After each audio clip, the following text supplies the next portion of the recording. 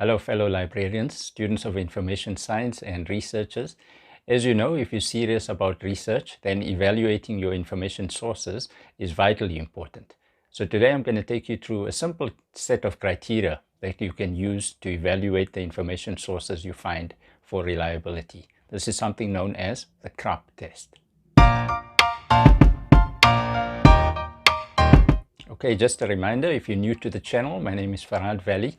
I make videos aimed at librarians and students of information science, library users, and anyone interested in libraries. The channel contains book reviews, book trailers, how-to guides for librarians and library users, basically anything library related. So if you like the channel, please don't forget to subscribe and hit the notification bell. I usually upload videos every second Friday, and if you hit the notifications bell, then you'll be informed whenever a new video comes out. So as I said in the introduction, today we're going to look at something called the Craap Test.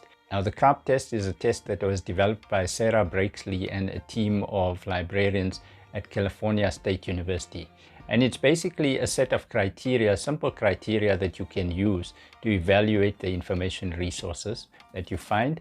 And I think it's particularly useful. So let's have a quick look at it. The Craap Test is an acronym written CRAAP, and that stands for currency, relevance, accuracy, authority, and purpose.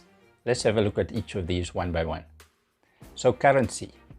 So when we look at currency, we want to know whether the information resource that we found is current and whether it in fact needs to be current for the purpose of our research. So let's say, for example, you were doing a research on great guitarists of the last 10 years, and you found a book called Great Guitarists, and you have a look at that book, and the date that that book was published is 2001. Now, since you're looking for great guitarists of the last 10 years, naturally that book will not be relevant for the information that you need, because the information found in that book will not be current. However, on the other hand, assume your assignment was on great guitarists in history. Then in that case, the information does not need to be current. Obviously, you would want to have some current information to include the latest guitarists, but you'll also want information resources throughout history. So the C stands for currency. Check whether the information that you found is current and whether it needs to be current for the purpose of your assignment. On to the R in the Craap Test, and the R stands for relevance. So is the information that you found actually relevant for the purpose of your assignment? Now, it's entirely possible that you might find information sources related to the particular research that you're doing, broadly related, but it may not be specifically relevant to your assignment. Something you could consider here, for example, would be the age group or the standard that the information is aimed at. So once again, coming back to our guitar example, let's say you were a university student and you're doing a thesis on something guitar related, and you find a book in the children's section of a library which is to do with guitars.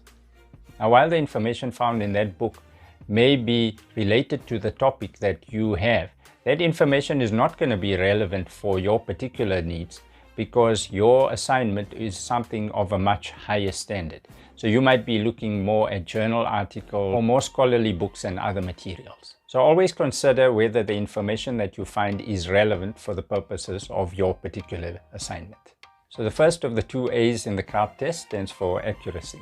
Is the information that you found actually accurate? With the amount of fake news available nowadays, it's especially important to check our information for accuracy. So you might want to consider certain websites, for example, Snopes.com or perhaps TinEye, to evaluate whether your information is actually accurate. Something else to consider, which is perhaps more relevant for younger researchers, perhaps scholars of a younger level, is to consider that often words have multiple meanings. So let's say you had an assignment on bats. Consider whether the assignment is actually talking about cricket bats or the bats in the animal kingdom. This might seem something silly, but I've often seen younger researchers make this type of mistake. So the third element in the Craap Test, check your information for accuracy. Okay, the fourth element of the Craap Test, the next A, stands for authority. And here basically you're looking at the source and the authority of the source. So you want to look at who's written the material, what the credentials of the writer are, and whether that writer is an authority on the particular subject. So once again, let's say you were doing an assignment on how to write a best-selling novel, and you found two resources. You found one written by me, Ferhaad Vally, and you found another one written by James Patterson. Who would you most likely trust? Naturally, James Patterson is an author of hundreds of best-selling novels, so the information on how to write a best-selling novel by James Patterson is definitely more likely to rank more authoritative than information written by myself, Ferhaad Vally. So always check the authority and credentials of the information source.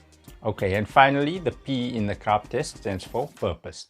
So you need to consider the purpose for which the research that you found was written.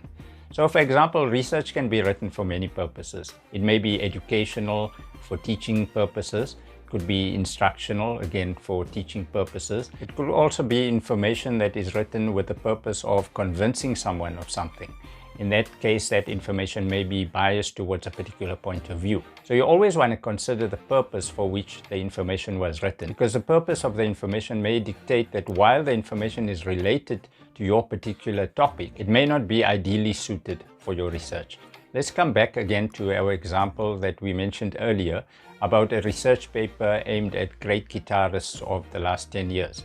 If you found a book called Basic Guide to Playing Guitar, while there may be some useful information in that particular resource, most likely you're not going to find a lot of information in that resource that is related to your particular topic. So you always want to consider the purpose for which the information resource was published and consider whether that purpose aligns with your research.